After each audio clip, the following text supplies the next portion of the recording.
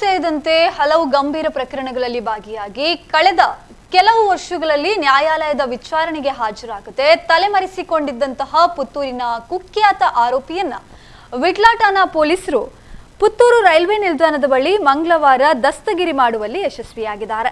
ಪುತ್ತೂರು ತಾಲೂಕಿನ ಚಿಕ್ಕಮುಡ್ನೂರು ನಿವಾಸಿ ಮೊಹಮ್ಮದ್ ಸಲಾಂ alias KM ಸಲಾಂ alias dollar ಸಲಾಂ ಬಂಧಿತ ಆರೋಪಿಯಾಗಿದ್ದಾನೆ. ಆರೋಪಿ ಮೊಹಮ್ಮದ್ ಸಲಾಂ ವಿರುದ್ಧ ವಿಟ್ಲ ಪೊಲೀಸ್ ಠಾಣೆಯಲ್ಲಿ 2020 ಸಾಲಿನಲ್ಲಿ ಮನೆಗಳ್ಳತನ ಹಾಗೂ ಕಳವು ಪ್ರಕರಣ ಮತ್ತು 2022 ಸಾಲಿನಲ್ಲಿ ಮತ್ತೊಂದು ಕಳವು ಪ್ರಕರಣ ದಾಖಲಾಗಿದ್ವು.